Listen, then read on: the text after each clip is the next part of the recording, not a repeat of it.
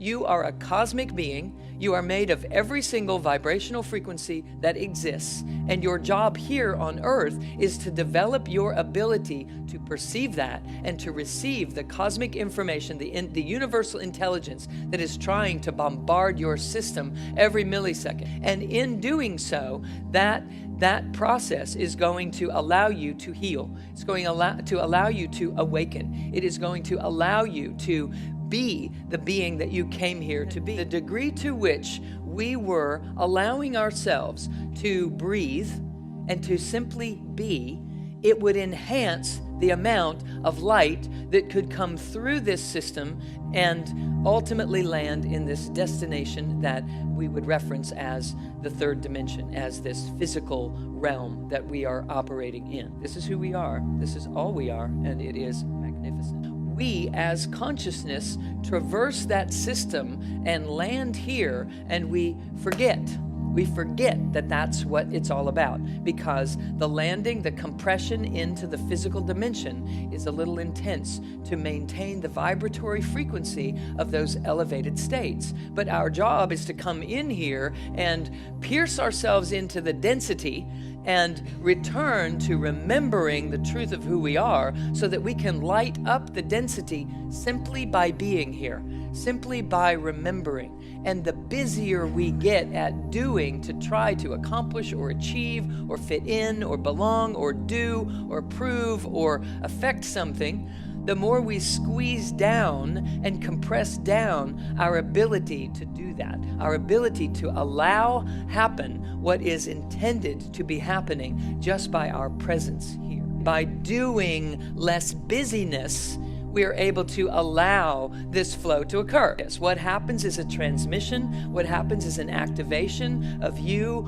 on a cellular level, on a very DNA level. We are activating and transmuting discordant energies and allowing the truth to be aligned again, to be remembered, and to be awakened within our system. Your mind operates like a really rapidly moving ceiling fan. It's just spinning and spinning and spinning and spinning. And it's spinning so fast that the real you, this essential self that is here, harbored underneath your thinking mind, can't begin to get through. So when we meditate, we try to stop that so that this can get through. If we're not very good at meditating, that's a little trickier. But there are other things that we can do, essentially to slow the mind down enough that we can get in tandem with it and sneak through and experience ourselves beyond the thinking mind. As we do so, anything and everything that we can do to allow the mind to be stilled or slowed allows this essential self, the true you, to rise up through that and have an experience of yourself as the real you.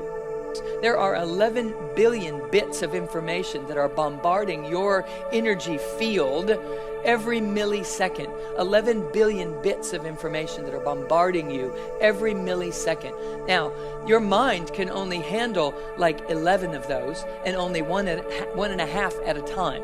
Okay? But where those 11 billion bits of information land is actually in your gut.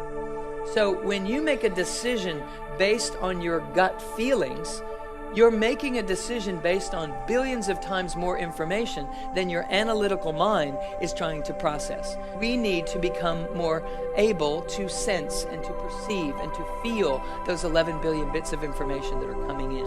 When we're living in our heads, we're not in our body. Your body is compressed energy. You are made of infinite energy of the unified field, and to create physical matter, this is just a law of physics, to create physical matter, all they do is compress energy.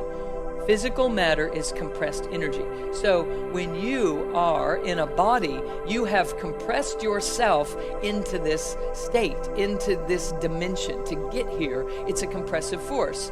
And so when you're here, you feel confined, you feel compressed, because you are. But if you had an understanding about how to work with that, it becomes beneficial to you. If we are to truly own who we are and what we're doing and why we're here and how to proceed as a multidimensional being operating in the third dimension masterfully, then we're going to have to change some radical things. You are 10 to 100 to 10,000 times more sensory than motor in your nervous system. You are a sensory being by design, but we are obsessed with what to do, motor action. What do I do to make life better? You're a sensory being. The object is, I have to learn how to perceive the subtle anatomy of me. We are a subtle energy being. We are a spirit being. I have access to perceiving what is referenced as the Holy Ghost, this holy misty substance, this white misty substance that exists throughout, inside and outside this body. I have access to that, and when I dial my mind into it and follow it, it leads me in the path that is the ultimate destination of my life. And this is what I want every human being to begin to have access to, because we're built for it. We're not only built for it, we're built of it. And we just have never been taught how to masterfully manage it. If you have the circuitry in place, both electromagnetic circuitry and neurocircuitry, but the electromagnetic circuitry is more important than your nervous system. Did you know that? Did you know that there's a system running your body that is more profoundly significant than your nervous system, than your brain? Because we are so obsessed with studying the brain and its processing.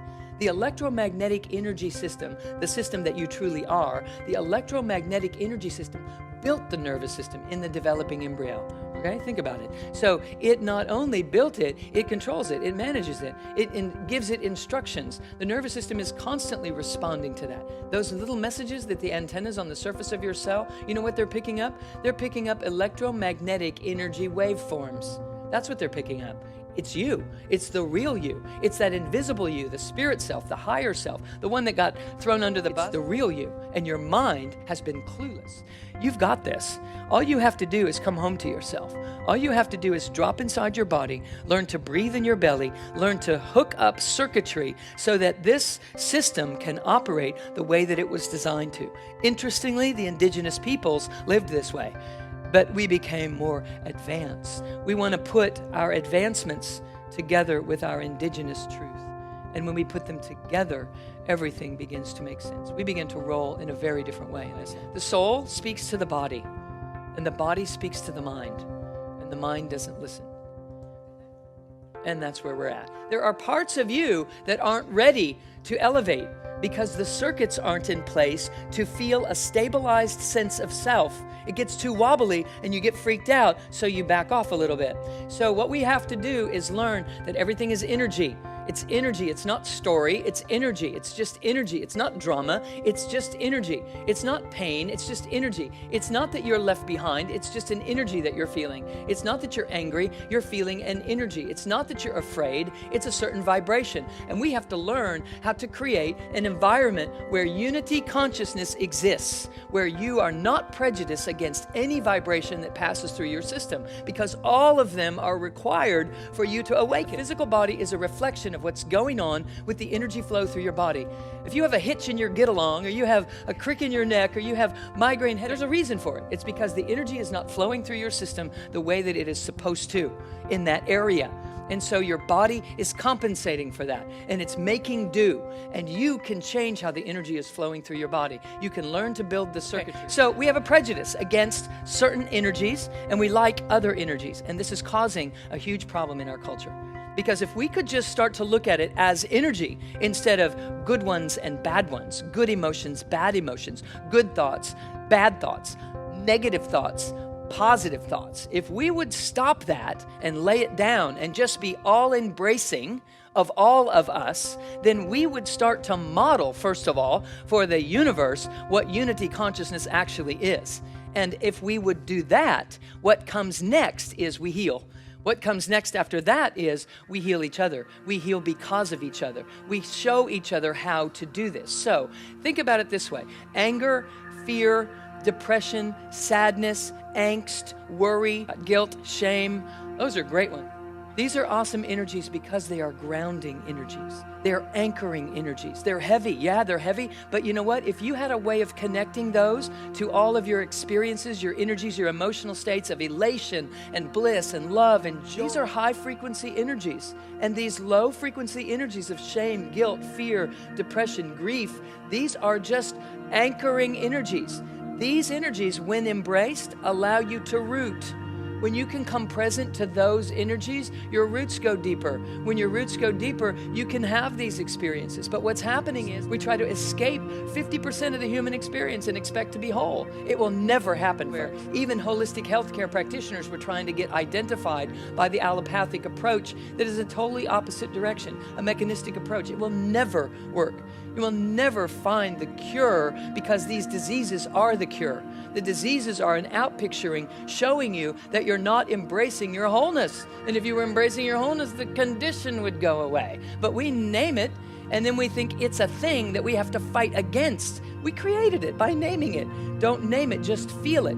And you just let yourself feel them. And don't just observe them, because the mindfulness of observation is great, but it's not gonna build circuitry as fast as it could. Everything is energy, everything, no exceptions. There are no exceptions to that. So the more subtle form of energy I can get in touch with, the more masterful I become at this physical life. The energy has to be stable. The body won't allow your third eye to open until the foundation underneath it is stable. That we have the circuitry in place to perceive ourselves as the multidimensional being that we are. How do I start? How do I start? Next time you're angry, take your attention to the body. Next time you're freaked out, afraid, upset, take your attention to the body. There's a charge somewhere in your body, and your body is trying to set you free. Just come here, come home. You've got this. All you have to do is come home to yourself. You are that which you have been seeking.